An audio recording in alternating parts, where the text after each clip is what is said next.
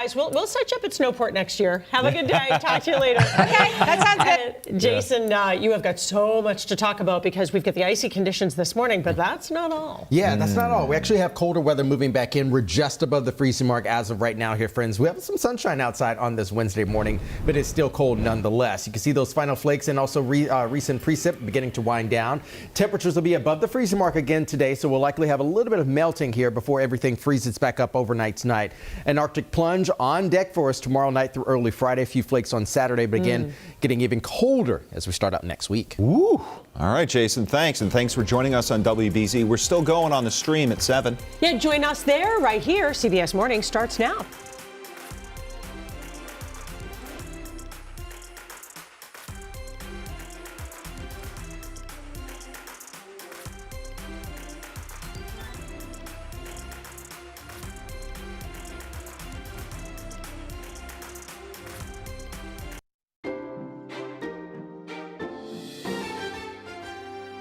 Now, streaming on CBS News Boston.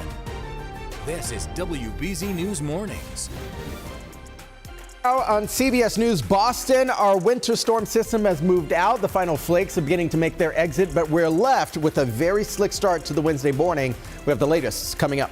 We're also keeping an eye on the roads for you this morning. We'll tell you the areas where we have seen some slick spots and slowdowns. Also this morning, day 2 of testimony in the Brian Walsh murder trial, zeroing in on those Google searches he made days after his wife's disappearance. The witnesses that are expected to take the stand today.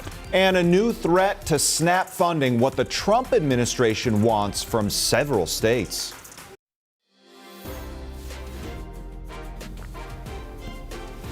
Oh, temperatures dropped overnight, and so this is the chilly sunrise in Boston on this Wednesday morning. Good morning, everybody. Thanks for joining us. It's Wednesday, December 3rd. I'm Paula Eben. And I'm Chris Tanaka. We still are going to be in a next weather alert for a little bit here. We saw some snow overnight. Could make for an icy commute for people just hitting the roads.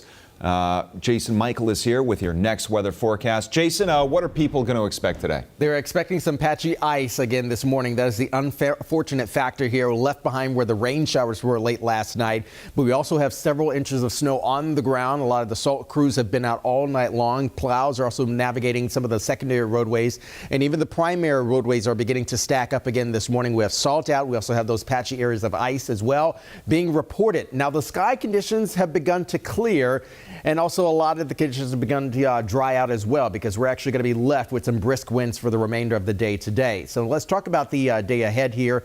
I'm going to place us with a moderate to high in terms of travel impacts again this morning because of the conditions left behind from the storm. As we move into the afternoon and also the evening hours, temperatures will begin to warm up above the freezing mark. We're just above freezing in Boston right now, but some of the secondary roadways again are suffering again this morning because of the population is quite dense around the city, as we know. 20s and 30s and lower 30s outside, I will point out, for areas north and west of 95 again this morning. And as we look at the day ahead here, plan for again a lot of sunshine, but again still with some treacherous travel conditions across the board.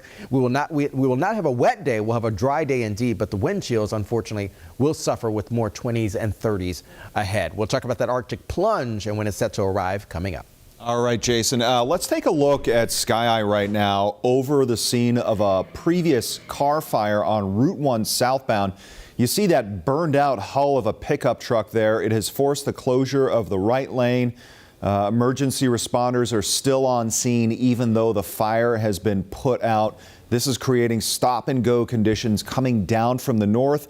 You also see some rubbernecking in the northbound lanes as well. So if you are coming down Route 1, be aware, right lane is blocked just by exit 99.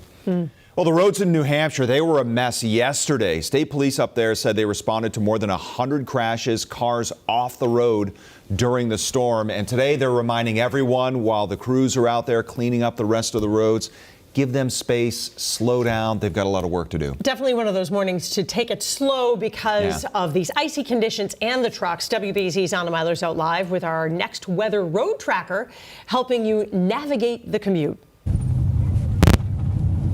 Good morning, Paula and Chris. We are driving on Patriots Road in Templeton right now. It is a winter wonderland out here. There is so much snow along the side of the roads and covering the trees, and the Christmas lights are out. It's very scenic. It's very pretty, but you do want to take it careful and slow if you're going somewhere this morning because the roads are definitely slippery out here. The big issue this morning that you want to look out for is black ice. Mass DOT warning that the wintry mix of snow and rain yesterday could make for a slippery commute this morning.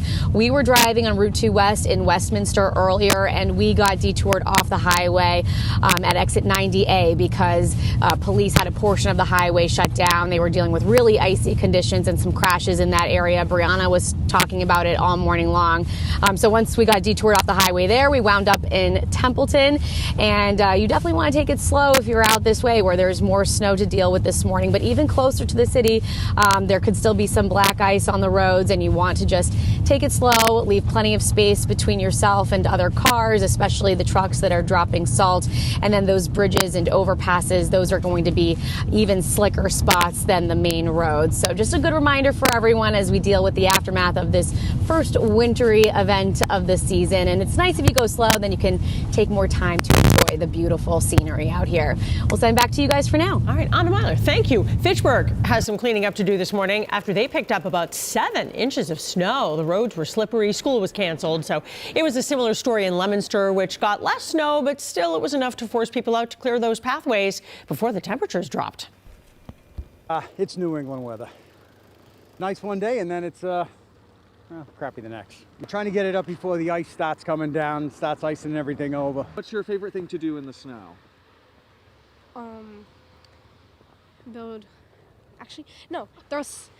Throw snow.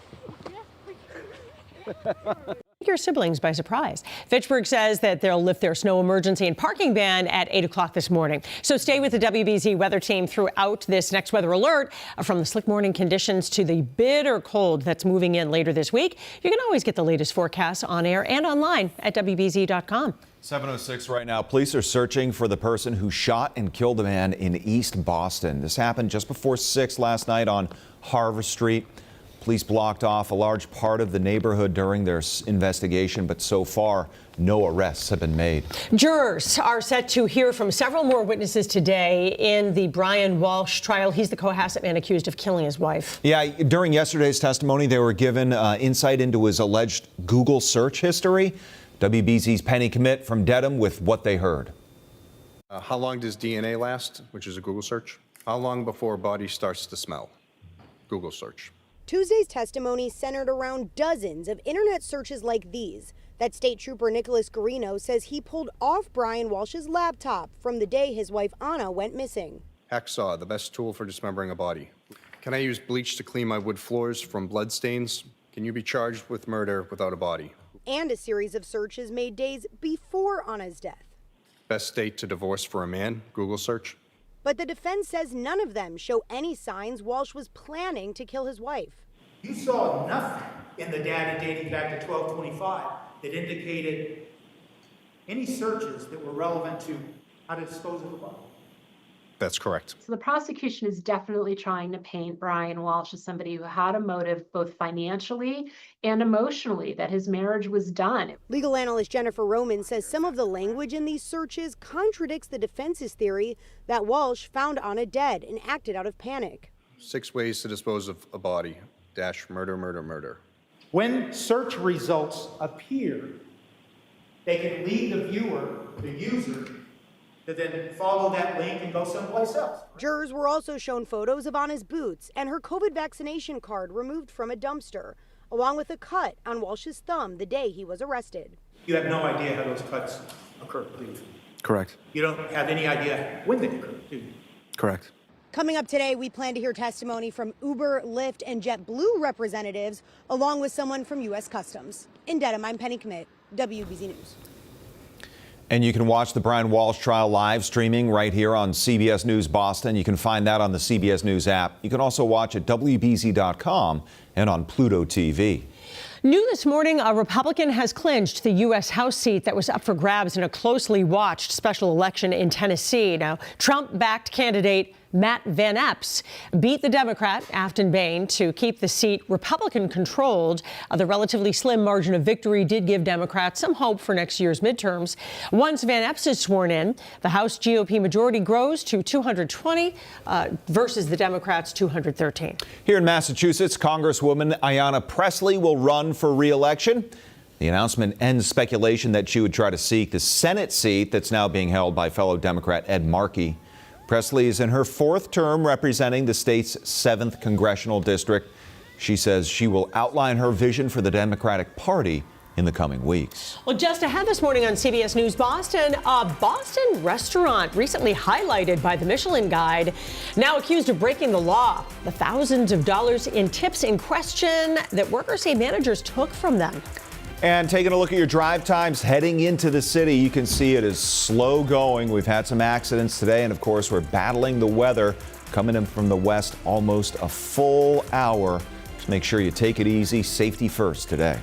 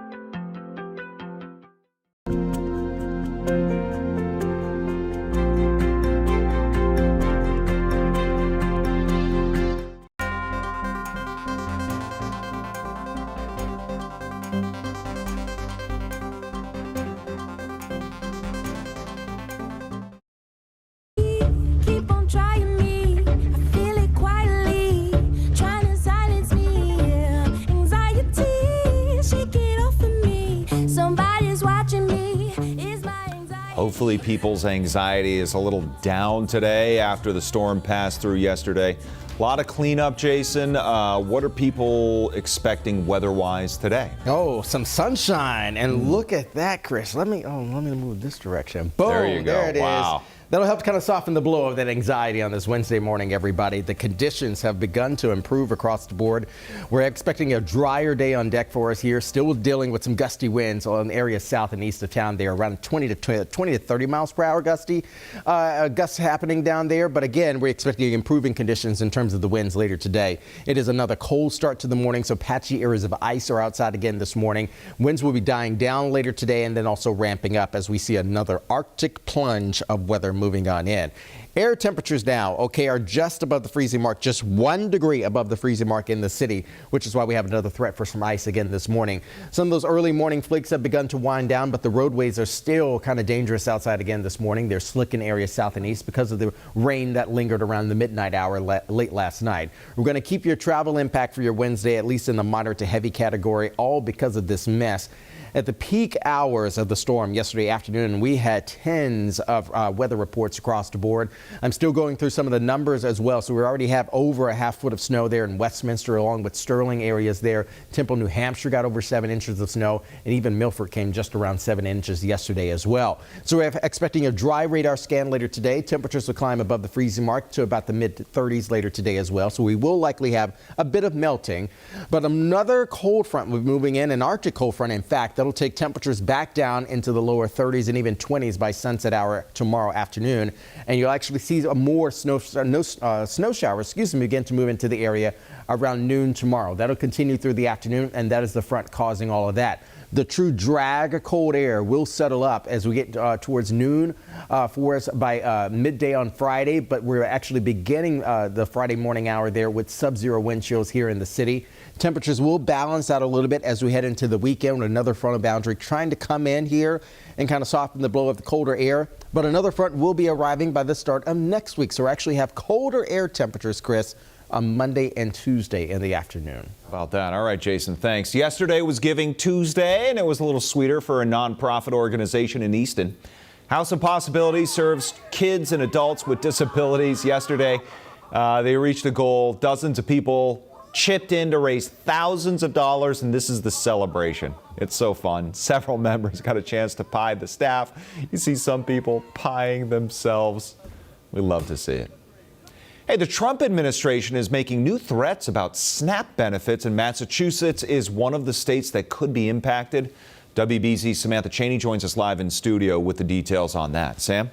Good morning, Chris. Well, at a cabinet meeting yesterday, Agriculture Secretary Brooke Rollins said that the Trump administration plans to withhold funds from Democratic-controlled states if they don't provide information about who is benefiting from the food assistance program.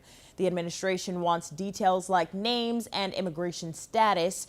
Rollins says the information is necessary to prevent fraud. Nearly 24 Democratic states, including Massachusetts, have now sued to block the requirement as they argue that the states verify SNAP eligibility themselves and have never shared sensitive program data with the federal government. Now, the Trump administration says payments could stop next week unless states comply.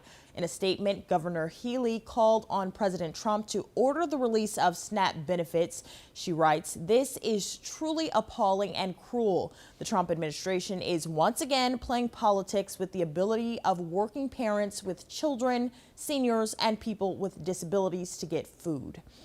Now, Healy says Massachusetts has not yet received notice about withheld funds. More than 1 million people in Massachusetts rely on SNAP benefits. All right, Samantha Cheney, live in studio, thanks.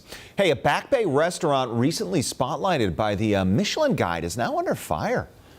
3 employees at La Padrona are suing the restaurant. They claim managers illegally forced them to share tips and shorted them at least $50,000. Massachusetts law states pooled tips should only be divided among those who provide direct service to customers. Our partners at Axios Boston reached out for comment, but have not heard back. All right, it's Snowport week here at WBZ, and all week long we're taking you behind the scenes at this beloved holiday market in the Seaport. Levin out live there this morning. He's showcasing some of the delicious food you'll find when you head out there. Levin, are you full yet? You know, it's funny, I'm absolutely full because I've been able to have 2 great vendors who have been able to help us out here. We're going to start with Nagomi Bento and Nagisha. First and foremost, Nagisha, how great has it been just to be here for the market for the first time? Oh, it's been a great experience. It's really nice that everybody's supporting each other and they're willing to support small businesses. Mm-hmm. Yeah, so it's been a great experience so far. I know everyone who comes here will get a Japanese rice bowl, but you also talk about bento boxes as well. Yeah. What is it like for everyone to try something that's part of your culture that you want to share?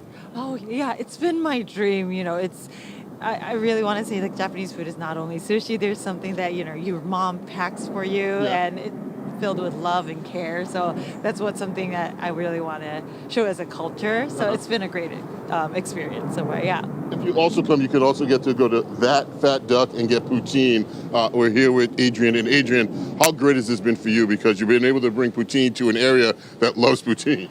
Oh, it's been fantastic. It's been great seeing everybody come by and enjoy our food so much. We get somebody coming back to our booth every day telling us how much they loved what we served them. And I think, and so far Boston seems to be loving what we have to offer. Did you know poutine was going to be as popular as it was when you brought it up here? I had a feeling that you can put meat, cheese, potatoes, and gravy together. It was going to be popular in a winter market in a cold winter city like Boston. And I'll ask you finally, what is it like to be here? I mean, the winter market has been great for the holiday market, fantastic for the 5 years. But to be a first timer, how great has it been for you? Oh, it's been fantastic. And the event organizers are doing a great job making sure that everything is taken care of and that we have everything that we need. We get a lot of traffic, and it's really amazing how many people they can get to come to this market, especially on the weekends. Awesome crowd. So I'll ask you one more final question. I have to let me know what it's like to walk in here, see all the people on the weekends, and say, "Wow, this is what I've gotten into." Because I know when you have your brick and mortar, it doesn't look that way when people are walking in and out. But now you have so many people here.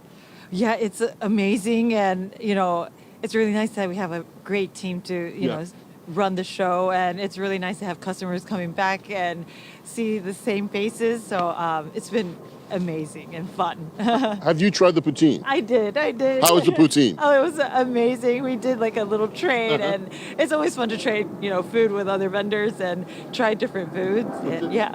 Adrian, what was it like to try the Japanese rice ball? Oh, I thought the rice balls were delicious. I really like the scallion and miso ones. A lot of good flavor comes through that. And the beef and cheese is, of course, a fun little twist on the classic onigiri. I think was really tasty. I got to tell you what, Chris, this is what Snowport is all about. First and foremost, try everything. And even the vendors are out here saying, you know what is that right there? Let me get a taste of that. And I think that's what makes this place so wonderful. This is the 5th year for the Snowport Holiday Market. And when you come down here, it is just wonderful to kind of feel that spirit. I wish it was snowing like it was yesterday and earlier this morning. I'm sure, as I said that, the snow can come pile down on me right now. Chris, back to you. Lev, you've done a great job spotlighting the food. Be honest, how much have you snacked on between your live hits? Do you want to hear something funny? I had a cheese curd and a couple of fries. I had unagi because, as I told you before, unagi is my jam. And that's it. That's it? Okay. That's it. Well, that's why you're not taking a nap right now. That's why I'm not taking a nap. Exactly. Levin, thanks so much. And hey, join WBZ Friday night. We're going to light up the night at Snowport.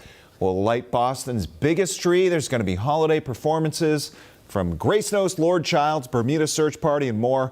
This starts at 7 o'clock, Friday, December 5th, right here on WBZ. All right, just ahead this morning on CBS News Boston, the Patriots are into the bye week with the best record in football. You're going to hear from some of the players ahead of their next game.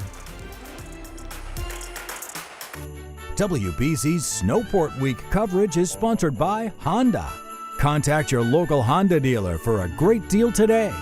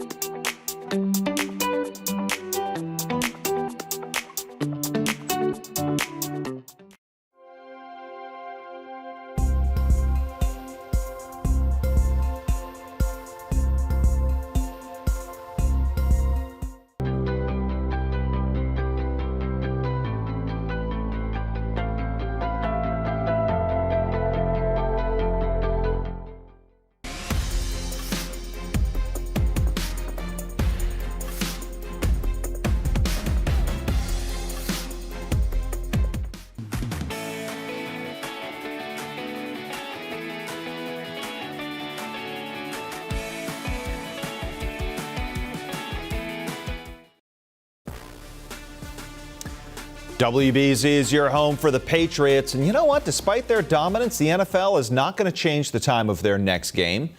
We talked about this yesterday. The Pats are going to take on the Bills December 14th. The league is not going to flex it to prime time, so kickoff will still be at 1 o'clock. Now, the guys are getting a much-needed break this week. They're hitting the bye after winning their 10th in a row. One of the biggest reasons why they've got the best record in the NFL, well, that guy, Drake May, super stud, second-year quarterback, continuing to play like a seasoned vet. He leads the NFL in completion percentage, passing yards, and passer rating. Threw for 282 yards and 2 touchdowns Monday night, one of them to Kyle Williams. I think it's just his poise, you know. Nothing really rattles him too much. You don't see him get nerve-wracked under pressure. He keeps his poise. He's cool. He's not a rah-rah guy too much, you know. He's calm, cool, and collected. So we have a quarterback that's poised, even when the games get tough or when the lights get bright, and he's able to just be him no matter what. I mean, that's a dangerous player. Absolutely, and the Pats may be off, but we still have Patriots first down tonight. Steve Burton and Mike Reese go at a special 9:30 start time on TV 38, streaming also on CBS News Boston. All right, coming up next, the new push from the state to help adults finish their college degrees.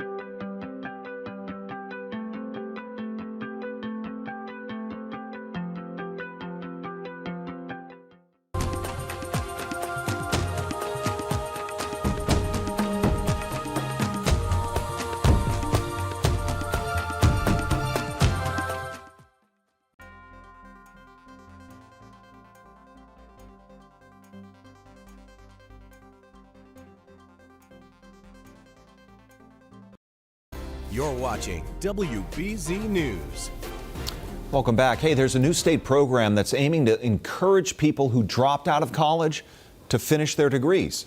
Yeah, 6 schools are going to take part in this initiative, including Fitchburg State, UMass Dartmouth, and 4 community colleges.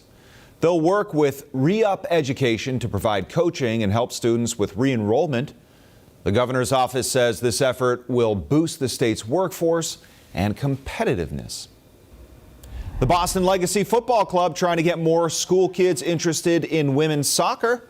For every 2 tickets sold for the club's home opener on March 14th, the team will donate 1 additional ticket to a Boston public school student. The club says this is part of an effort to open the door for more fans to discover the love of the game. All right, still to come in our next half hour, the Patriots' new tailgate cocktail comes with a fishy ingredient. It is something else. We're going to speak to someone who is brave enough to try it. CBS News Boston is now streaming live on our YouTube channel every morning from 7 to 10 a.m. So if you're watching us streaming on YouTube, please like and subscribe to our channel, CBS News Boston.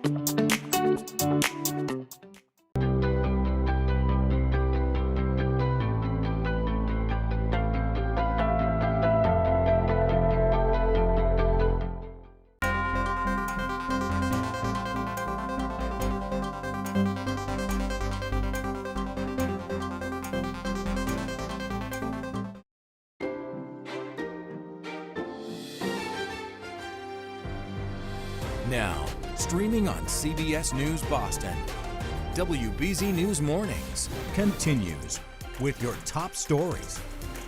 President Trump and Defense Secretary Pete Hegseth face growing bipartisan scrutiny.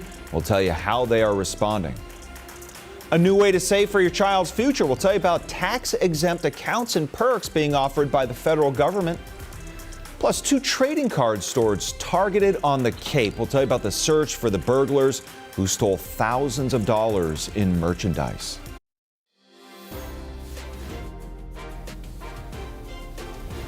Welcome back. I'm Chris Tanaka. This morning, President Trump is criticizing immigrants in Minnesota as ICE launches a crackdown in the region. Now, he and Defense Secretary Pete Hegseth are facing growing bipartisan scrutiny over a deadly strike on an alleged drug smuggling boat. Jared Hill's in New York with more. In a 2-hour cabinet meeting, President Trump distanced himself from a second military strike on an alleged drug boat in the Caribbean on September 2nd. As far as the attack is concerned, I still haven't gotten a lot of information because I rely on Pete. The first strike on the boat reportedly killed 9 people. The legality of the second strike is being called into question. The Washington Post reported last week, Defense Secretary Pete Hegseth gave a verbal order to kill everybody on board the vessel. And then Navy Admiral Frank Mitch Bradley apparently ordered the second strike to take out 2 survivors to comply with Hegseth's instructions. At the White House, Hegseth said he watched the first strike, but did not stay to watch the second. I did not personally see survivors, but I stand, because the thing was on fire. It was exploded in fire or smoke. You can't see anything. You got digital. This is called the fog of war. Senate lawmakers say they plan to meet with Admiral Bradley Thursday. Amid bipartisan concern, the second strike was a war crime. Meanwhile, as the White House halts asylum decisions in ways expanding the travel ban, President Trump lashed out at Minnesota's Somali community. I don't want them in our country, I'll be honest with you. He says ICE will carry out enhanced operations in Minnesota targeting undocumented immigrants. Jared Hill, CBS News, New York. All right, a live look outside right now. Hey, sunshine. That's a change from 24 hours ago. How will it affect your day? Here's Jason Michael with your next weather forecast. Well, one might say Mother Nature was angry yesterday, Chris, and today she's smiling and scoring a big surprise for us here. We're waking up with a lot of sunshine, abundant sunshine. In fact, their clouds have begun to thin out in a rapid fashion here after this wallop of winter weather here yesterday. We had rain and snow, at least a half foot of snow in some of the peak areas again yesterday. Worcester County took the brunt of that along with northern Mass. So let's settle up with our temperatures again this morning. It is plenty cold outside as of right now. Temperatures in the mid to lower 30s as well. The upper 30s and low 40s will be arriving later on this afternoon for the Cape and even the islands there. But meanwhile, only topping out around 35 to 36 degrees here. So we will likely keep our conditions on the roadways, at least on a moderate to high impact reading there through at least noon later today. A lot of people are trying to navigate out of some of those snow zones again this morning. We have new numbers to talk to you about that. After we have those clearing skies again today as well as tomorrow, an Arctic plunge of air is set to move on in. We have a cold front arriving for us throughout the afternoon for us tomorrow. Could have to reignite some more flakes moving into the region. We'll talk about the timeline on that. And then we're also keeping a very close eye on what will likely be another weekend storm system racing up the Atlantic coast there. We'll focus on that as well. And also another phenomenon in the sky expected to peak tomorrow, Chris. We have a lot of details to talk about in the full weather forecast straight ahead. Oh, okay, Jason. Thank you. I see you. Hey, let's check out your drive time so far this morning. And the loser today, people heading south into the city on 93. Already up to 71 minutes just to get to the Leverett connector, which is backed up with stop and go traffic. Well, 4 people, including a firefighter, are recovering after a massive blaze in Nashua, New Hampshire. 3 buildings were damaged yesterday morning, forcing 30 people from their homes. Several apartments, cars, even a music studio were destroyed. Now, the 4 people who were hurt suffered only minor injuries. The cause of the fire still is under investigation. Well, Boston police are asking for your help. They're investigating an armed robbery in Dorchester. Detectives are looking for this person in connection with a robbery on Washington Street in November. They say the person may have ties to New York. If you have any information, please call Boston Police. And crews from several towns helped put out a house fire in Stoneham yesterday. They were called to a basement fire on Broadway Street. No one was hurt, but 4 people who live there, they need a new place to live. This fire caused about $250,000 worth of damage. Well, the trading card community is on high alert after a masked burglar struck Vanguard Tabletop Gaming in Hyannis late Monday night. This isn't the first time there's been a break-in in the area. Just a few days ago, someone broke into a gaming shop in Mashpee and made away with $36,000 worth of products. Now, there was a similar incident in Worcester over the summer, one in New Bedford in October, then 2 the last few days on the Cape. As WBZ's Aaron Parsegian tells us, these suspects appear to know exactly what they want and where it's all kept. Vanguard Tabletop Gaming in Hyannis is a one-stop shop for all things trading cards. We have a good group of people who come here 2-3 times a week and are actually playing. Rob Zeta has been running this place for about a year, a way to stay closer to the hobby and his kids after his wife tragically passed away. You know, a place that both kids could work with me and hang out with me. But what happened late Monday night has put the comfort of this community in jeopardy. She is definitely nervous. No, I'm scared. Yeah, she's scared coming back, so that's hard. Surveillance video inside the store shows a person smashing through a glass door, wearing a face covering and beanie, rummaging through Star Wars and Magic cards. They grabbed things quickly, and because the alarm was going off so badly, they were out literally under 2 minutes. Thankfully, Zeta says replacing the door may be the biggest cost they face, outside the emotional one. When something like this happens, it's kind of, it's frustrating. And that burglary shares striking similarities to one that happened days before, 20 minutes up the road at this hobby shop in Mashpee. Someone just comes in and just rips it all away from you. Late Thanksgiving night, someone smashed through a door at Darkwater Games in Mashpee. In this video, you can see the person wearing goggles, a similar beanie, and a face covering. Owner Robert Drexler says he walked in on Black Friday and found holes in the wall. Bullet shots that the guy put through the window. The thief running off with Pokemon cards, many rare graded ones. Now that we've done a full inventory, it's turning out to be right at about 40,000. Police are investigating both burglaries. So far, no arrests have been made. But both shops say they've already seen immense support from a resilient community they've helped build. There are good people in the world, not just the bad actors who come in and try to ruin a holiday. On Cape Cod, Aaron Parsegian, WBZ News. Well, the federal government is launching a new tax-deferred savings account for American children. Babies born between January of 2025 and December of 2028 are eligible now for a one-time $1,000 contribution from the federal government in so-called Trump accounts. Children under the age of 10 who don't qualify for the $1,000 will get $250. This is thanks to a donation from the Dell family, Dell Computers. Parents can set the accounts up for any child under the age of 18 with family and employers able to contribute. This is an effort being funded by the Big Beautiful Bill. A big announcement in women's hockey. Boston Fleet will play their first ever game at the TD Garden on Saturday, April 11th. They'll take on Montreal. It'll be a historic day for both franchises and, of course, the sport.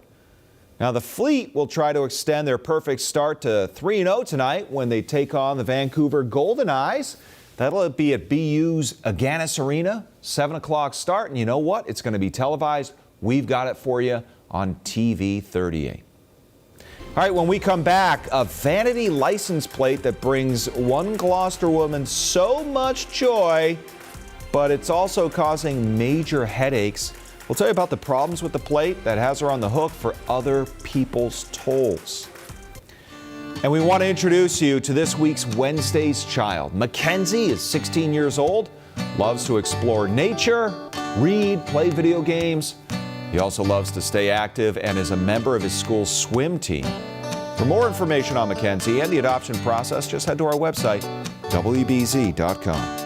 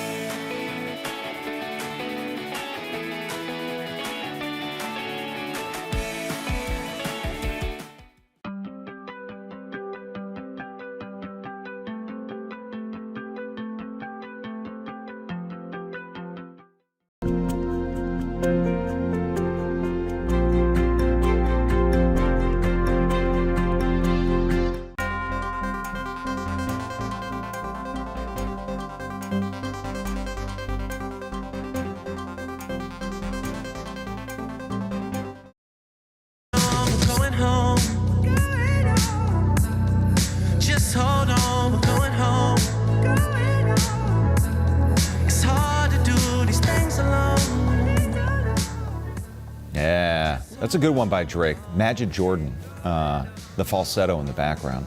Drake was the most streamed artist on Apple Music this year.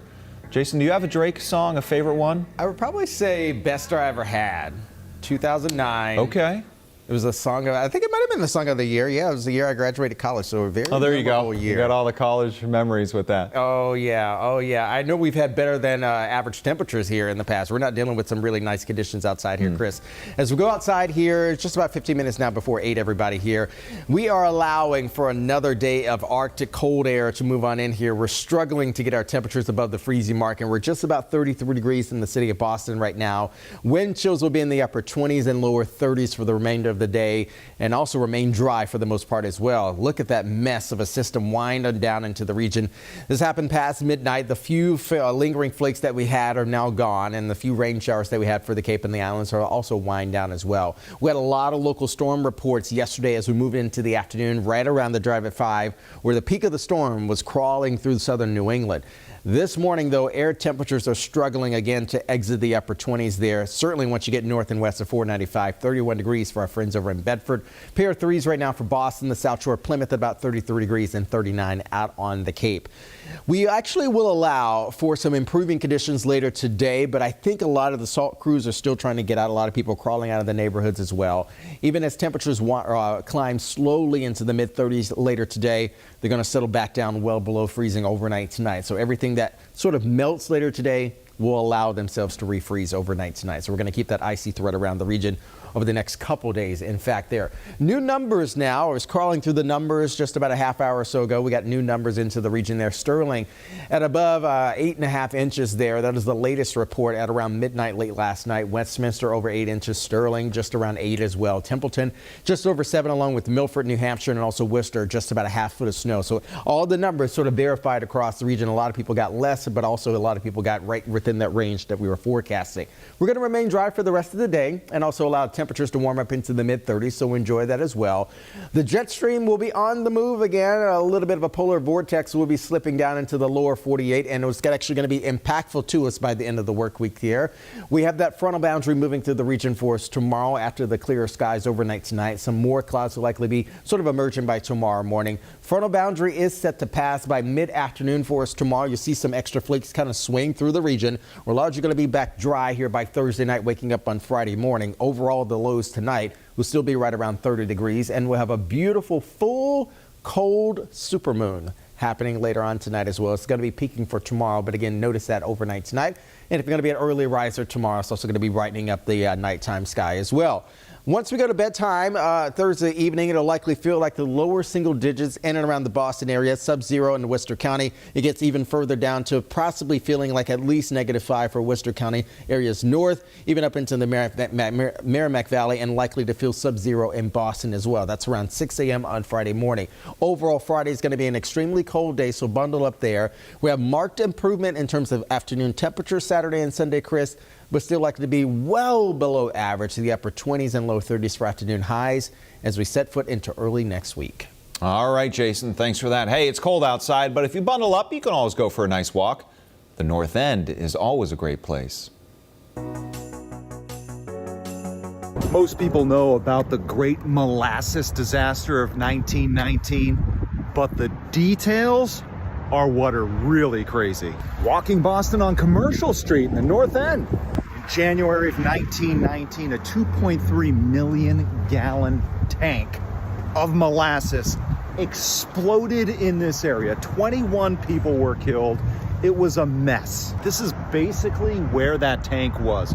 When it exploded, it sent a wall of molasses, like a tsunami of molasses in all directions. The Boston Fire Department had a fire boathouse.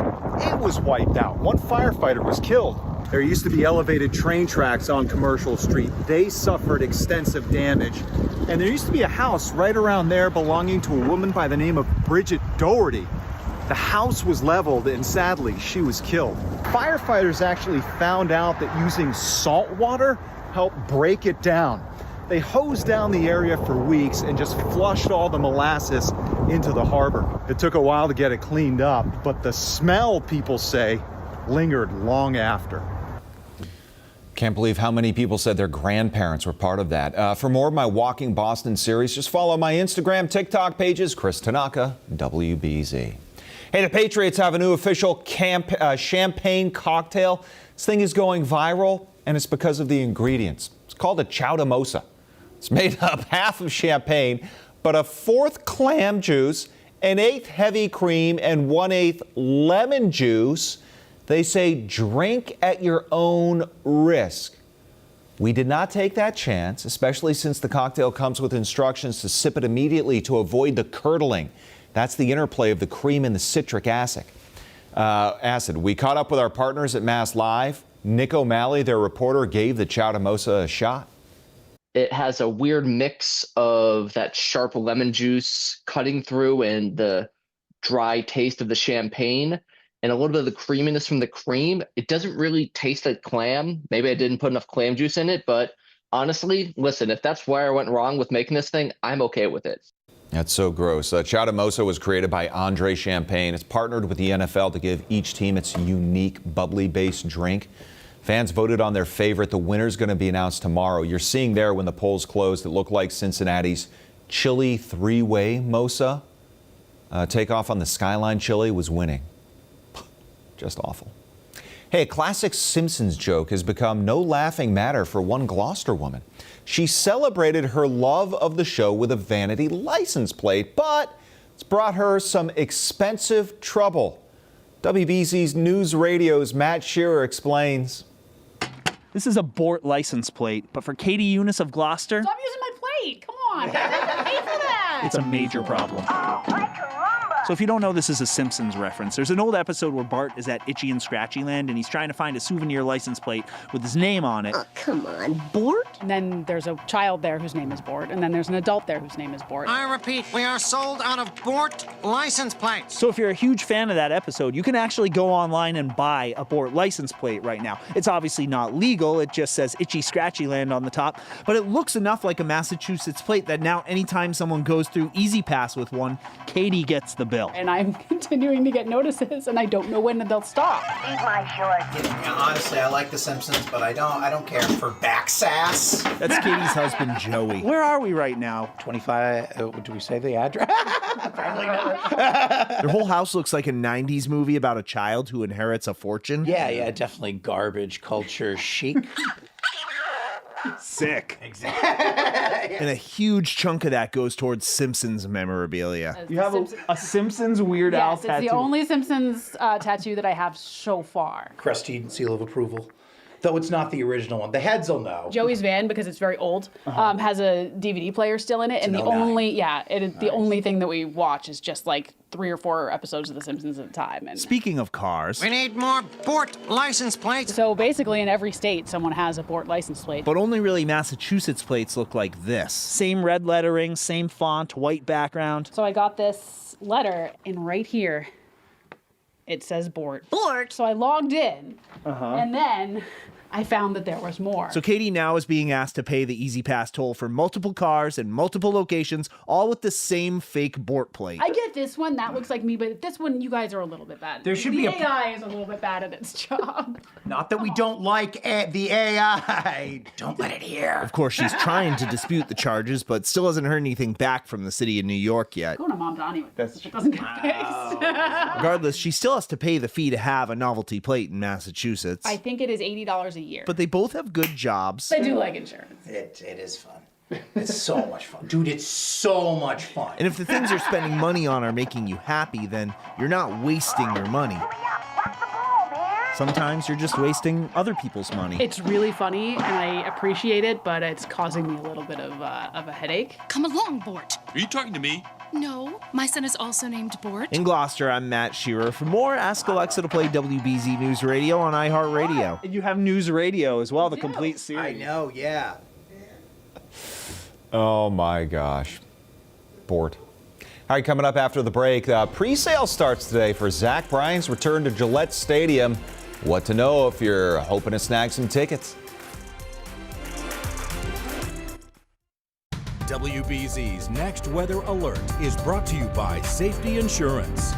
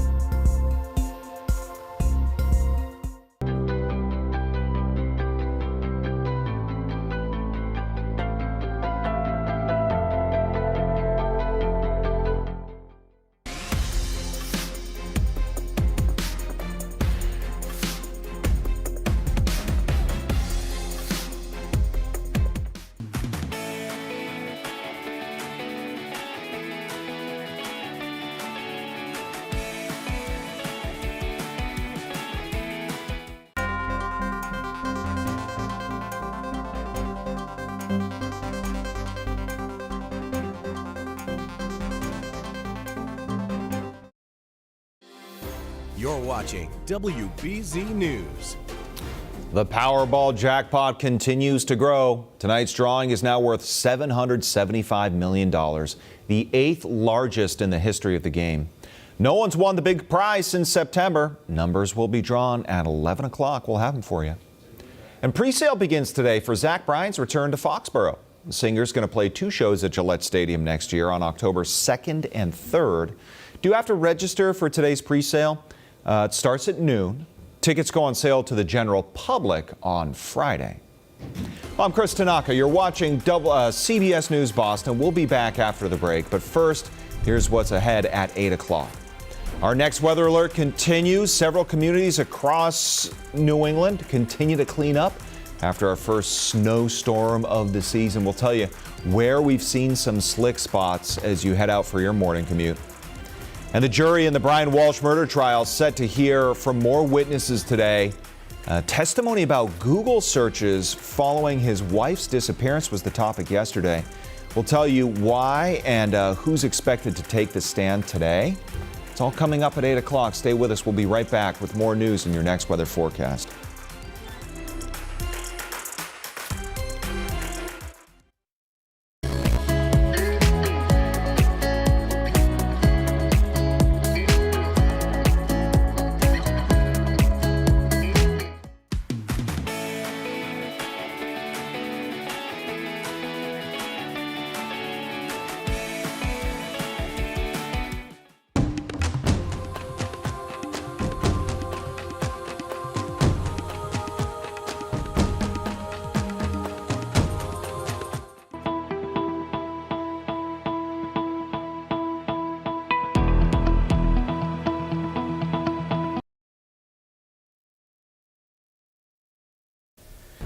Four minutes to 8 a.m. Welcome to your Wednesday, everybody. Our next weather alert continues for the impacts out on the roadways again this morning. We are drier this morning, but still relatively cold. Feels like the lower 20s and in the upper teens there in areas north and west of town as of right now. Still feeling like the lower 30s out in the Cape and the Islands. We'll actually top out around the mid 30s later today with some sunshine here, Chris, with that Arctic plunge moving in tomorrow night. Ooh, all right, Jason, thanks. Hey, our top story, state police reminding drivers give plows and crews plenty of space as they continue cleanup this morning. There is still the potential for some slick spots. New Hampshire State Police said they responded to more than 100 crashes and cars off the road yesterday. If you're watching us on CBS News Boston, we'll be back after a quick break. CBS Mornings continues next on WBZ.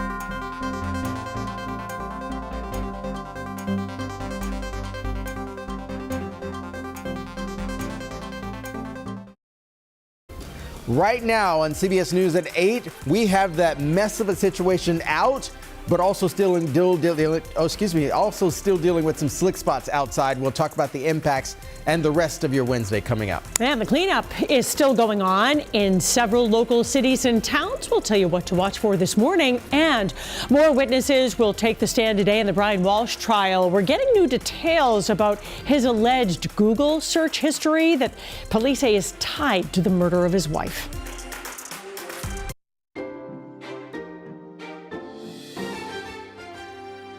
Now, streaming on CBS News Boston. This is WBZ News Mornings. Morning. Thanks for joining us. It's Wednesday, December 3rd. I'm Paula Eben. We're still in a weather alert this morning. Some snow from overnight could make for an icy commute. Still, Jason Michael is here with our next weather forecast. Boy, those temperatures plunged and there are icy spots out there. Still messy across the board here as we wake up on this Wednesday morning here, Paula. You see that mess of a situation crawling out of the region as of right now. What we have left behind are some patchy areas of black ice again this morning here as temperatures will very, very slowly begin to warm up throughout the day today.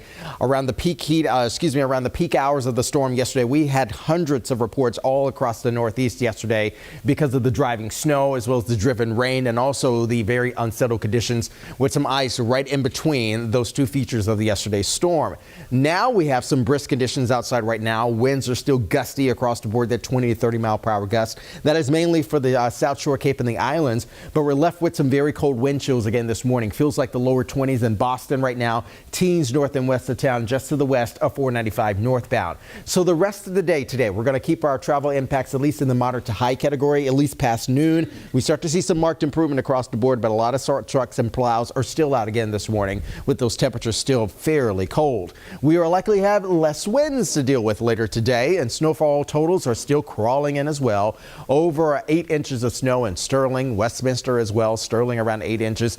Down to Worcester, a half foot of snow that is right in that zone that we're talking about with central and also northern Mass receiving the bulk of yesterday's winter storm. We'll talk about the rest of our Wednesday here, Paula, and also the other features in our rocking and rolling weather story this week. Boy, all of a sudden we're very winter busy. State police say they responded to more than 100 crashes and cars off the roadway during the storm. So they remind all drivers, you got to give those plows and crews plenty of space while they're cleaning up this morning.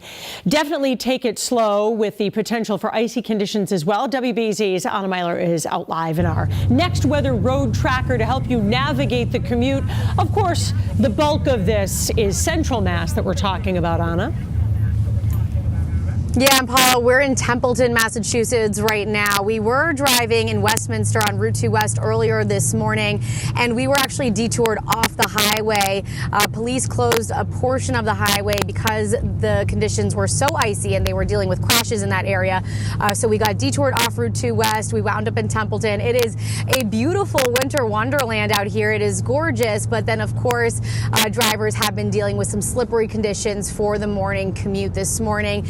Mass DOT reminding everyone, especially since it's the first event of the winter, just to go easy this morning. Take it slow. Give yourself extra time. Make sure to give yourself some extra space between you and other vehicles, especially the plows and the trucks that are dropping salt on the road. We've seen a number of those out here this morning, which is great to see them.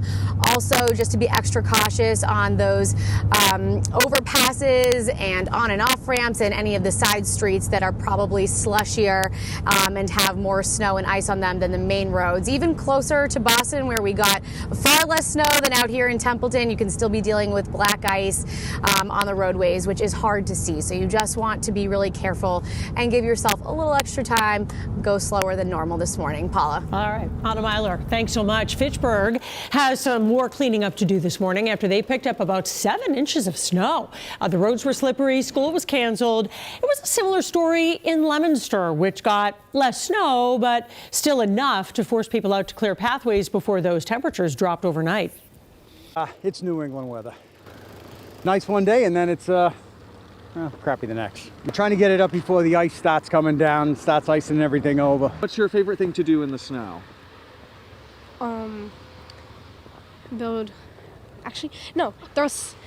Throw snow. Fitchburg says it has lifted its snow emergency and parking ban as of 8 o'clock this morning. So stay with the WBZ weather team throughout this next weather alert, from the slick morning conditions to bitter cold that's on the way for later this week. You can always get the latest forecast on air and online at WBZ.com.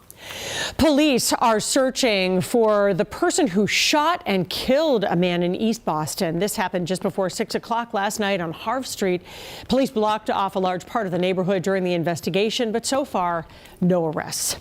Jurors are set to hear more from several witnesses today in the trial of Brian Walsh, the Cohasset man accused of killing his wife. During yesterday's testimony, they were given some insight into those alleged Google searches that he made. WBZ's Penny Commit is in Dedham with what they heard. How long does DNA last, which is a Google search? How long before a body starts to smell? Google search. Tuesday's testimony centered around dozens of internet searches like these that State Trooper Nicholas Garino says he pulled off Brian Walsh's laptop from the day his wife Anna went missing. Hacksaw, the best tool for dismembering a body. Can I use bleach to clean my wood floors from blood stains? Can you be charged with murder without a body? And a series of searches made days before Anna's death. Best date to divorce for a man? Google search. But the defense says none of them show any signs Walsh was planning to kill his wife. You saw nothing in the data dating back to 12/25 that indicated any searches that were relevant to how to dispose of the body. That's correct. So the prosecution is definitely trying to paint Brian Walsh as somebody who had a motive both financially and emotionally, that his marriage was done. Legal analyst Jennifer Roman says some of the language in these searches contradicts the defense's theory that Walsh found Anna dead and acted out of panic. 6 ways to dispose of a body. Dash murder, murder, murder. When search results appear, they can lead the viewer, the user, to then follow that link and go someplace else. Jurors were also shown photos of Anna's boots and her COVID vaccination card removed from a dumpster, along with a cut on Walsh's thumb the day he was arrested. You have no idea how those cuts occurred, do you? Correct. You don't have any idea when they occurred, do you? Correct. Coming up today, we plan to hear testimony from Uber, Lyft, and JetBlue representatives, along with someone from U.S. Customs. In Dedham, I'm Penny Commit, WBZ. You can watch the Brian Walsh trial live here on our free streaming service, CBS News Boston. The Trump administration is making some new threats about SNAP benefits. Massachusetts is one of the states that could be impacted by this. WBZ's Samantha Cheney joins us live here in studio now with the latest details. Sam? Good morning, Paula. At a cabinet meeting yesterday, Agriculture Secretary Brooke Rollins, she said that the Trump administration plans to withhold funds from the Democratic-controlled states if they don't provide information about who is benefiting from the food assistance program. The administration wants details like names and immigration status. Rollins says the information is necessary to prevent fraud. Nearly 24 Democratic states, including Massachusetts, have now sued to block the requirement. They argue that states verify SNAP eligibility themselves and have never actually shared sensitive program data with the federal government. The Trump administration now says that payments could stop next week unless states comply.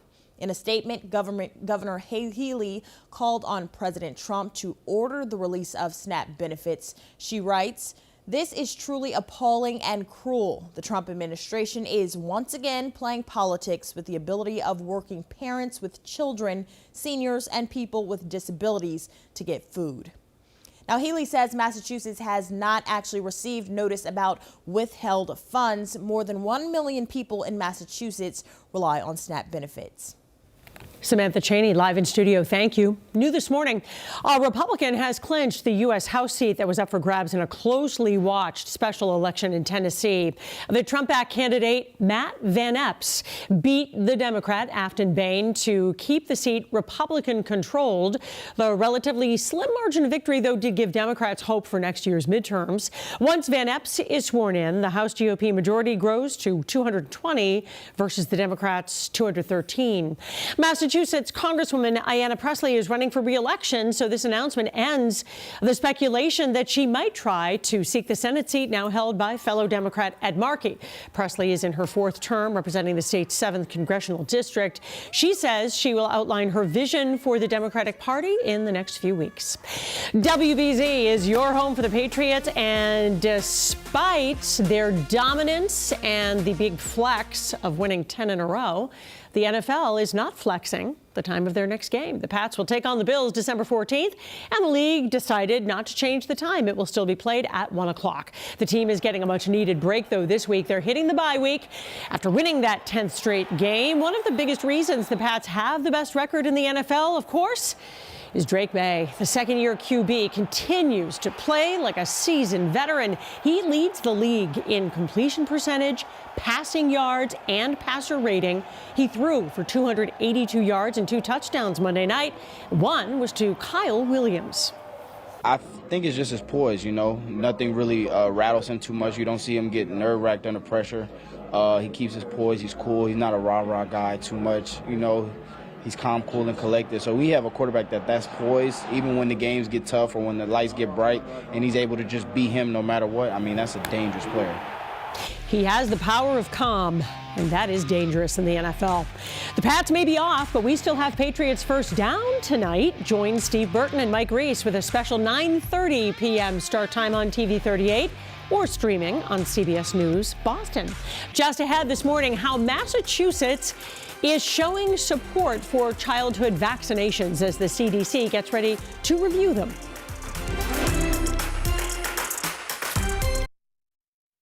WBZ's next weather alert is brought to you by Safety Insurance.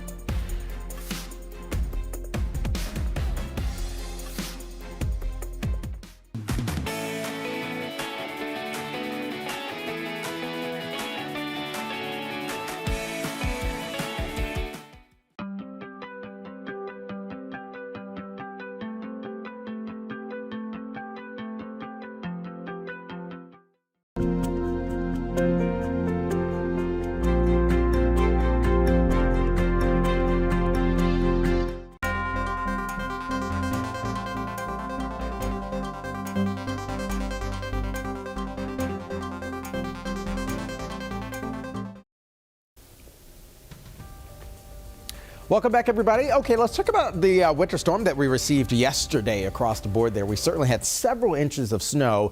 And a lot of people woke up with a winter wonderland. At least a half foot of snow raked in across areas north and west of town there, mainly over towards Worcester County, northern Mass, up into New Hampshire, and even Maine got several inches of snow as well. So it is an early start.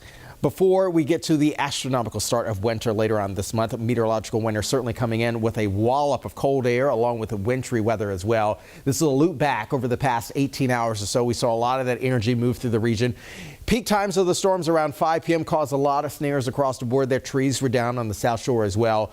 What we are settling up with the remainder of our Wednesday will be treacherous travel conditions at least through noon later today. Temperatures are still trying to crawl above the freezing mark, while we are allowing for a little bit of melting today. Not a whole lot, but again, a little bit, and that little bit will likely help. We've had some reports of black ice again this morning. Temperatures are set to remain brisk across the board later today, with wind chills in the upper 20s and lower 30s throughout the region, but largely dry with some late clouds moving on in. We're settling the score between today as well as tomorrow to allow for a bit of a switch out there. Colder temperatures will begin to move back in. We're expecting clearer skies later on this evening, but still allowing for a lot of the salt trucks to get out and do what they need to do to keep us all here safe. Winds are still gusty, 20 to 30 miles per hour as of right now, keeping our wind chills in the teens, perhaps even the lower 20s across the city. And also points south are just still feeling a little bit warmer than the freezing mark as well, mainly for the Cape and even the islands there. Winds back off a little bit as we get towards the late evening hours there, and then climb as we move towards the midday for us tomorrow. We're largely dry again today.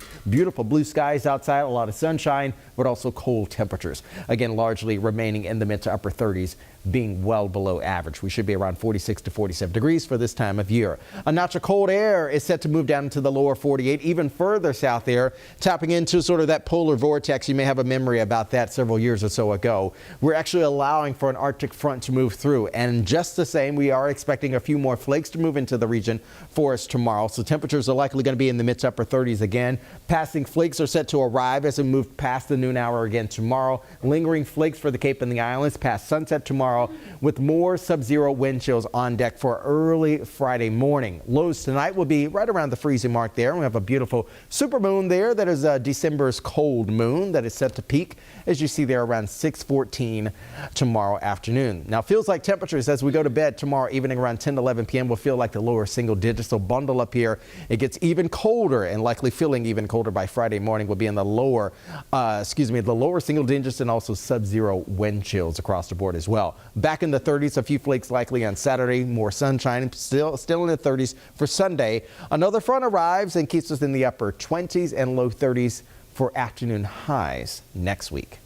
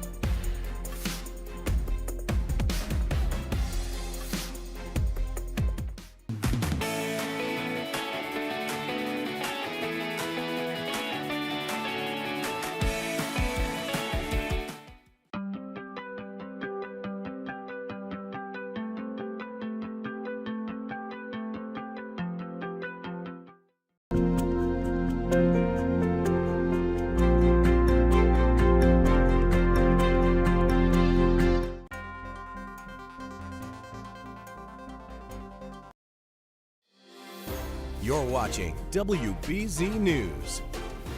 Coming up today, Governor Healy is going to hold a forum on childhood vaccines. She'll speak with members of the state's Department of Public Health and other health leaders about how to strengthen trust in the shots. Now, that includes preserving safe ways to access the vaccines. Tomorrow, a CDC committee plans to review the schedule of childhood and adolescent immunizations. A Back Bay restaurant that was recently spotlighted by the Michelin Guide is under fire. 3 employees at La Padrona are now suing the restaurant. They claim that managers illegally forced them to share tips and then shorted them at least $50,000. Massachusetts law states that pooled tips should only be divided among those who provide direct service to customers. Our partners at Axios Boston reached out for comment but haven't heard back. Well, what gifts and gadgets are topping the wish lists of Americans this holiday season? Alongside the typical Nintendos or flat screen TVs, wearable wellness-driven tech is trending. And this reporter now breaks down what shoppers should know before buying popular health tracking devices. This season, some Americans are trading toys and TVs for wellness-focused tech. Wearable gadgets like smart rings, bands, and watches are among the most popular gifts. I have the Ringcon Gen 2 right now, and I love it so much. I'm actually going to get it for my sister for Christmas. Users can track exercise, heart rate, sleep, and stress, and even detect medical conditions in real time. New York's Mount Sinai Hospital now has a wearables lab where Dr. Zahi Fayyad tests the latest devices. What are you wearing right now? I'm wearing a Garmin watch. I'm wearing a Polar band.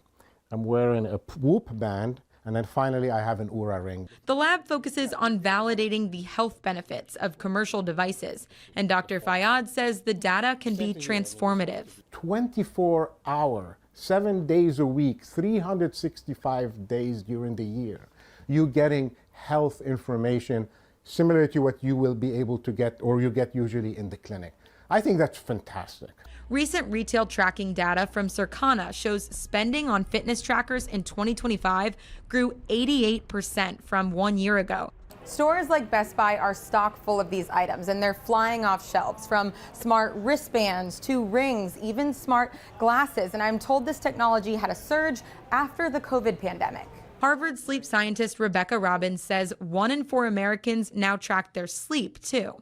If you wake up and you get a bad reading from your sleep tracker, it automatically prompts this process of reflection. What did I do yesterday? But Robbins says users shouldn't let the numbers keep them up at night. Don't worry, the technology is improving every day, but it is still not perfect. Both researchers agree. If you find one of these gadgets under your tree, they could put you on track to improved health.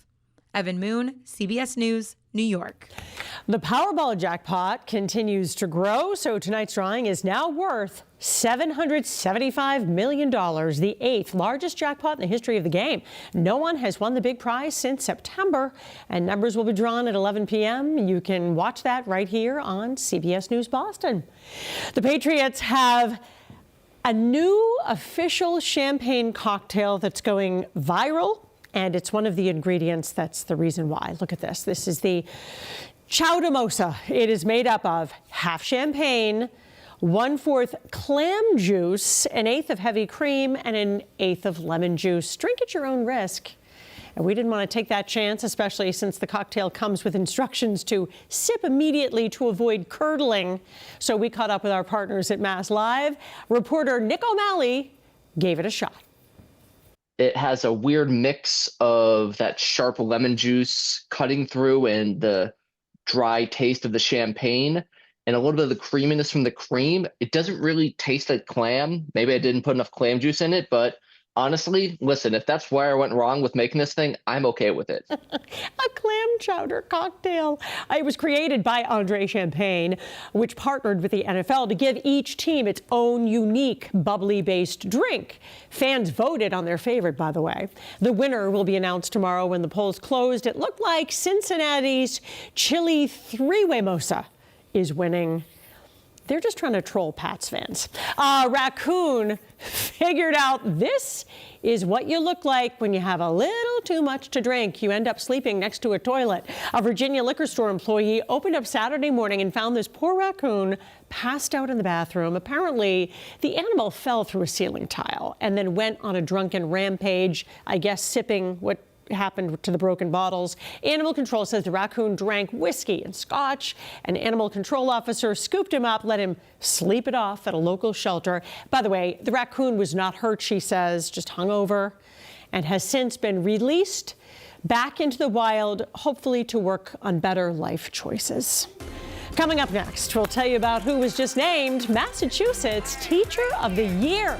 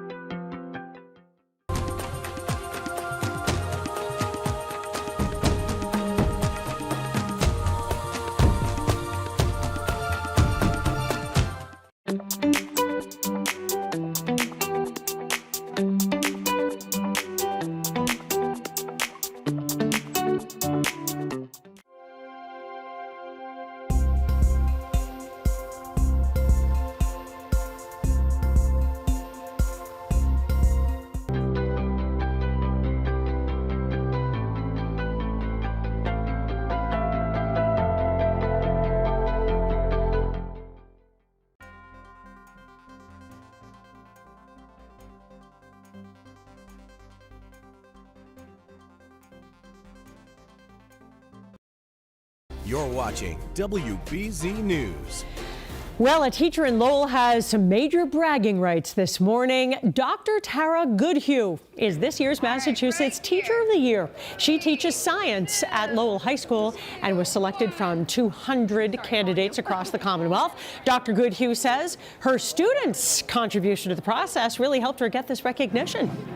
The video lesson, they helped me come up with the idea for the lesson. They helped me plan it, and we went outside and did our tree data collection, which is part of Harvard Forest Schoolyard Science program. They said, I think this will be unique. So they were on board rooting for me. So this is really a win for my students. Well, the award comes with a $10,000 prize, and that will fund upcoming projects for her science department. Congratulations. Still to come in our next half hour, 2 trading card stores on the Cape have been targeted. The search for burglars who stole thousands of dollars worth of merchandise.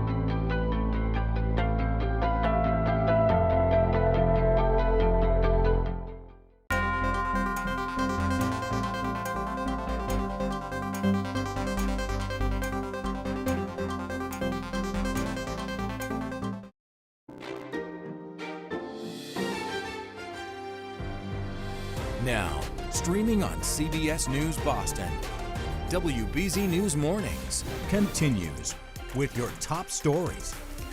Right now at 8:30, a slick commute is left behind. Sunshine is hanging overhead, but temperatures are cold, so we're expecting patchy areas of ice before a little bit of melting later today. The details straight ahead. Well, thieves targeting shops on the Cape, the valuable trading cards that they stole and got away with. And new motivation to continue an education. What the state's doing to help adults go back to college.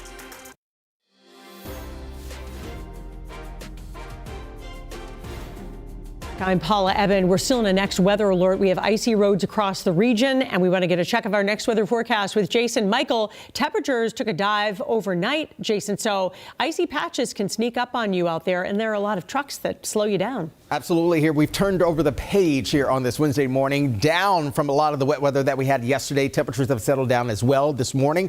We are allowing a lot of the dry conditions to take over after this mess of a situation that we experienced yesterday here, friends. Now we're actually talking about brisk winds arriving for us later today, a slight uptick in terms of temperatures, but across the board as we head deeper into the afternoon yesterday, we had tens and tens of storm reports across southern New England, mainly from our National Weather Service office down there in Taunton. We are expecting wind chills to crawl out of the 30s and eventually move into the 40s for the Cape and the Islands only. Meanwhile, we're going to be left with 20s and 30s in around the Boston area. Sort of we're settling the table here for our Wednesday. The travel conditions remain a bit dangerous because of the icy spots there, slick spots in areas south because of the overnight rain there, and also the clouds are still kind of clearing out the roadways, secondary roadways, and again a lot of our suburbs again this morning. So everybody is crawling out here. It wasn't a wallop of snow showers across the board. We'll talk about those numbers coming up as well, but we will remain dry today as well as tomorrow for the most part before another frontal boundary moves in. The next one is an Arctic front, and that means even colder temperatures as we go to bed Thursday night through early Friday. We'll also talk about a phenomenon in the sky. Those details ahead in our ever-changing and also roller coaster of weather, full weather forecast. All right, Jason, thanks. President Trump is vowing to increase immigration operations in Minnesota as he and War Secretary Pete Hegseth are now facing growing bipartisan scrutiny over a deadly strike on one of those alleged drug smuggling boats. Jared Hill is in New York with the very latest. In a 2-hour cabinet meeting, President Trump distanced himself from a second military strike on an alleged drug boat in the Caribbean on September 2nd. As far as the attack is concerned, I still haven't gotten a lot of information because I rely on Pete. The first strike on the boat reportedly killed 9 people. The legality of the second strike is being called into question. The Washington Post reported last week, Defense Secretary Pete Hegseth gave a verbal order to kill everybody on board the vessel. And then Navy Admiral Frank Mitch Bradley apparently ordered the second strike to take out 2 survivors to comply with Hegseth's instructions. At the White House, Hegseth said he watched the first strike, but did not stay to watch the second. I did not personally see survivors, but I stand, because the thing was on fire. It was exploded and fire and smoke. You can't see anything. You got digital. This is called the fog of war. Senate lawmakers say they plan to meet with Admiral Bradley Thursday. Amid bipartisan concern, the second strike was a war crime. Meanwhile, as the White House halts asylum decisions in ways expanding the travel ban, President Trump lashed out at Minnesota's Somali community. I don't want them in our country, I'll be honest with you. He says ICE will carry out enhanced operations in Minnesota targeting undocumented immigrants. Jared Hill, CBS News, New York. Boston police are asking for help investigating an armed robbery in Dorchester. Detectives are looking for this person in connection with a robbery on Washington Street in November. They say that person may have ties to New York. Anyone with information is asked to contact Boston police. The trading card community is on high alert after a masked burglar struck Vanguard Tabletop Gaming in Hyannis earlier this week. It's not the first time a break-in of this magnitude has happened. Just days ago, a burglar broke into a gaming shop in Mashpee, making out with $36,000 worth of products there. And there was one in Worcester over the summer, one in New Bedford in October, then 2 in the last few days on Cape Cod. As WBZ's Aaron Parsegian shows us, these suspects appear to know exactly what they wanted and where it's all kept. Vanguard Tabletop Gaming in Hyannis is a one-stop shop for all things trading cards. We have a good group of people who come here 2-3 times a week and are actually playing. Rob Zeta has been running this place for about a year, a way to stay closer to the hobby and his kids after his wife tragically passed away. You know, a place that both kids could work with me and hang out with me. But what happened late Monday night has put the comfort of this community in jeopardy. She is definitely nervous. No, now. I'm scared. Yeah, she's scared coming back, so that's hard. Surveillance video inside the store shows a person smashing through a glass door, wearing a face covering and beanie, rummaging through Star Wars and Magic cards. They grabbed things quickly, and because the alarm was going off so badly, they were out literally under 2 minutes. Thankfully, Zeta says replacing the door may be the biggest cost they face, outside the emotional one. When something like this happens, it's kind of, it's frustrating. And that burglary shares striking similarities to one that happened days before, 20 minutes up the road at this hobby shop in Mashpee. Someone just comes in and just rips it all away from you. Late Thanksgiving night, someone smashed through a door at Darkwater Games in Mashpee. In this video, you can see the person wearing goggles, a similar beanie, and a face covering. Owner Robert Drexler says he walked in on Black Friday and found holes in the wall. Bullet shots that the guy put through the window. The thief running off with Pokemon cards, many rare graded ones. Now that we've done a full inventory, it's turning out to be right at about 40,000. Police are investigating both burglaries. So far, no arrests have been made. But both shops say they've already seen immense support from a resilient community they've helped build. There are good people in the world, not just the bad actors who come in and try to ruin a holiday. On Cape Cod, Aaron Parsegian, WBZ News. There's a new state program that is trying to encourage people who dropped out of college to go back and finish their degrees. 6 schools will take part in this initiative, including Fitchburg State, UMass Dartmouth, and 4 community colleges. And they'll work with a group called Re-Up Education to provide coaching and help students with re-enrollment. The governor's office says this effort will boost the state's workforce and competitiveness. The Boston Legacy Football Club is trying to get more school kids interested in women's soccer. For every 2 tickets sold for the club's home opener March 14th, the team will donate an additional ticket to a Boston public school student. The club says this is all part of an effort to open the door for more fans to discover the love of the game. Making your next trip to the dentist less stressful, there could be a way to decrease that anxiety. Plus, how obesity may have an effect on Alzheimer's disease. Michael George has the day's top stories. A first-of-its-kind study looks at how obesity may impact Alzheimer's disease. A Washington University School of Medicine study found the blood biomarkers of Alzheimer's increased up to 95% faster in people with obesity. Researchers say while this is a significant finding, since there are drugs that are effective at treating obesity, they caution that more study is needed. Children born to mothers with eating disorders face a higher risk of asthma and wheezing. A study in Europe looked at women who had eating disorders before pregnancy and found their children had a 25% higher risk of wheezing and asthma. It's believed poor mental health and stress can disrupt a baby's lung development and immune system during pregnancy. And do you get anxiety when you visit the dentist? One solution: make the dental drills quieter. Researchers at the University of Osaka found lowering the volume of the drill and changing the drill sound caused less fear for children and adults. Dental anxiety, known as odontophobia, prevents some people from getting regular cleanings and keeping up with their dental hygiene. Those are some of the day's top health stories. Michael George, CBS News. Still to come, a playoff rematch. Jaylen Brown's hot night for the Celtics against the Knicks. And we want to introduce you to this week's Wednesday's Child. Mackenzie is 16 years old and loves to explore nature, read, and play video games. He also loves to stay active. He's a member of his school's swim team. For more information about Mackenzie or the adoption process, go to our website, wbz.com.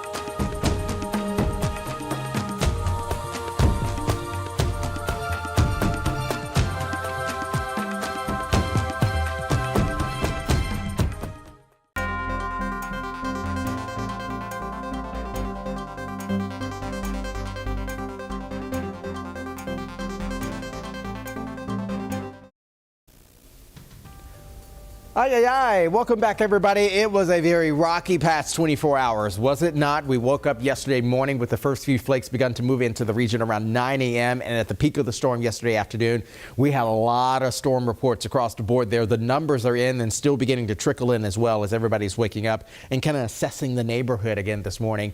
Well over a half foot of snow when you look over towards Sterling, and it's also Westminster there. Both of those locations were above 8 inches of snow. Sterling just around 8 inches or so, 7.9 to be exact there with the latest report. Milford, New Hampshire over 7 inches, along with Templeton and even Worcester over just about 6 inches or so yesterday, and also northern Mass around Fitchburg. You also scored around 6 inches of snow. Meanwhile, we're dealing with pretty heavy and also steady rain for the South Shore, Cape, and the Islands. Some early morning flakes were also experienced down toward the South Shore earlier this morning, and winds are beginning to kind of trickle back down as well. We're still left with some very cold wind chills again this morning, teens and even lower 20s in areas around the Boston area as of right now. We're actually all moving towards the mid-30s later today, and maybe some areas getting into the upper 30s. So we're going to lessen the blow in terms of the travel impacts as we get those temperatures continuing to warm up. And a lot more people getting on the roadways, kind of helping everything to kind of clear on out of here so we have a clearer path navigating over the next couple days. I mentioned earlier, winds are going to begin to dive back down as we get towards the afternoon hours around 5 to 10, down from the 15, 20 plus mile per hour gusts we've had all morning long. We'll move into the mid to upper 30s later on this evening. Some partly cloudy skies beginning to set up shop as well. But again, as we flip the page over from the winter storm yesterday and assessing today and also having a bit of a reprieve, tomorrow afternoon we start to see an Arctic plunge of air surge south into the lower 48 with the basic, at least the baseline of that colder air being set up shop across the Midwest as well as the Northeast. It reinforces itself once we get to early Friday morning into early Saturday and likely on Sunday as well, with another frontal boundary moving in between Sunday and Monday. And that'll take daytime highs back down even further. So the next 24 hours, believe it or not, more flakes will begin to move back in. Again, that's riding right along with our frontal boundary, moving into the region towards tomorrow midday into the early afternoon. Temperatures are still expected to top out around the mid to upper 30s tomorrow. Frontal boundary will pass through the region. That'll bring those brisk west-northwest winds back into the areas. We'll be around the 30-degree mark in the city overnight tonight. We'll have a beautiful supermoon to also experience as well. It's going to be peaking tomorrow. That is the cold moon for the month of December. And as we look at the wind chills, future wind chills to be a fact, as we get towards about 11 p.m. on Thursday evening, it'll feel like the lower single digits in Boston, sub-zero wind chills waking up by Friday morning around 6 a.m. And even as we head towards the 8 a.m. hours, we're still basically feeling like 0 degrees in the area. So it's going to be a very cold day. A bit more of a warm up possible for us on Saturday and Sunday, mid-30s, both of those days, little to no impacts in terms of the weather world. But even as we look towards Monday and Tuesday, unfortunately, daytime highs are likely going to not get out of the upper 20s there for both Monday and Tuesday. Jason, thanks. In sports, let's start with the Celtics because the Knicks had a 4-game winning streak until they got to the Garden last night. All that changed in a hurry because the Celtics delivered a knockout blow. The Green started out slow, trailed by 14 in the second quarter, but then Jaylen Brown took over. The big dunk, he scored 18 of his season-high 42 just in the second. So the Celtics led by 6 at the half, and then they kept their foot on the gas in the third. Derek White for 3. That put the Green up by 18 heading into the fourth. D. White had 22. No NBA lead is ever safe, though. The Knicks rallied and brought it awfully close, but Jordan Walsh made winning plays down the stretch. And the tough finish, Celtics take it 123-117. They've now won 7 of their last 9, beating some pretty good teams, too. Bruins and Red Wings in the Motor City. The Bees beat them in a shootout at the Garden on Saturday. They got off to a terrible start. Swayman doesn't get all of it there. Wings took a 3-0 lead in the second period. Then the Bees finally woke up. Alex Steve scores his 4th of the season, and the Bruins were only down 3-2. Detroit answered, though. Lucas Raymond with the power play goal to put the Wings back up 5-2. The Bees scored 2 late, but just couldn't complete the comeback, so they lose it 5-4. With Monday's win, the Patriots now have the best record in the NFL at 11-2. Just enjoy saying that over and over. They've won 10 in a row, but how do they keep the momentum going through the bye week? In the latest episode of Bert and Ernie Talk Football with Fourier, the guys talk about that topic and more. Wow. Let me just start by saying, wow. The way they came out last night and delivered the 1-2 punch, and they came out violent, Ernie, violent. They came out and played the way you're supposed to play. I mean, it's December. You know, all the games come. That's the way you're supposed to play football.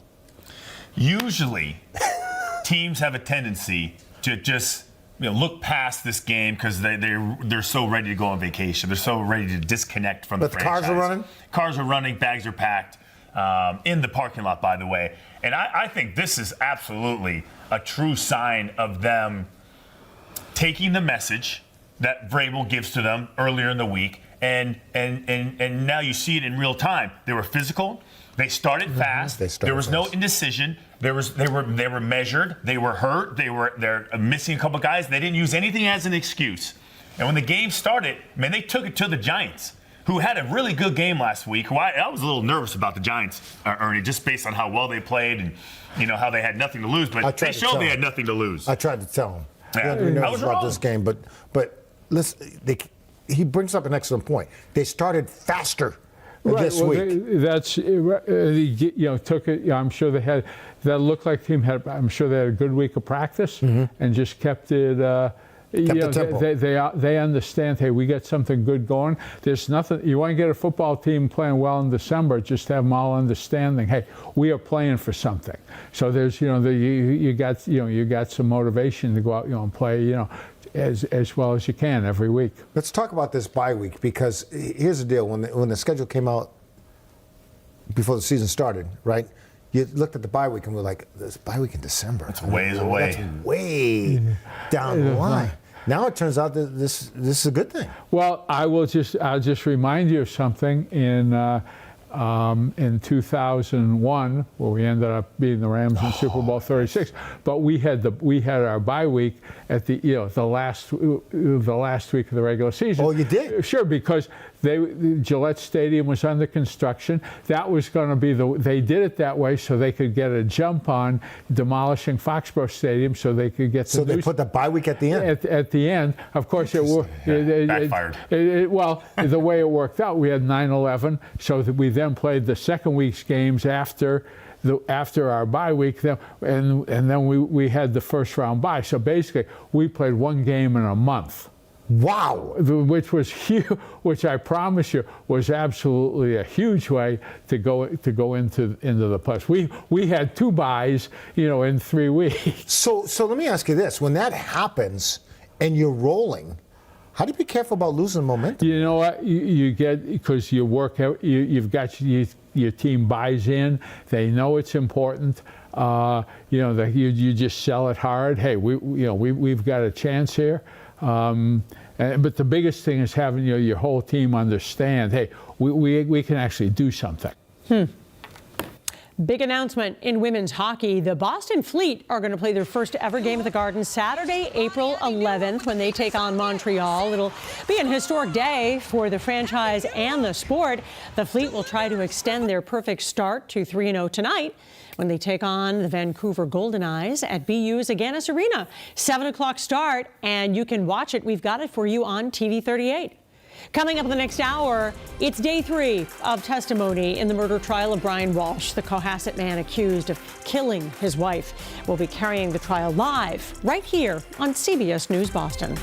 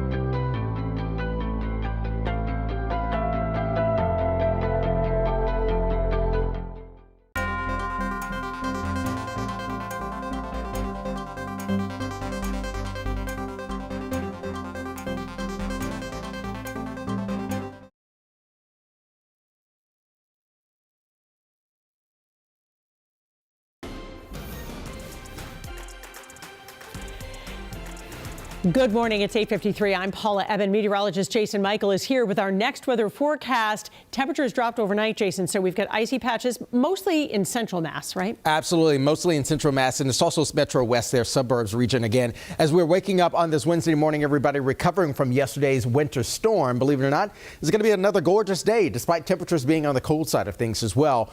We're actually trending colder. We're going to turn another couple page before that Arctic plunge of air moves on in and sets up shop here. Cold front will begin to move through the region for us tomorrow, so mainly sunny skies later today, mainly clear skies overnight tonight. A few extra clouds as we wake up on our Thursday morning. Temperatures will be settling down into the 20s again overnight tonight, so any sort of melting happening later today will likely refreeze after we get past sunset.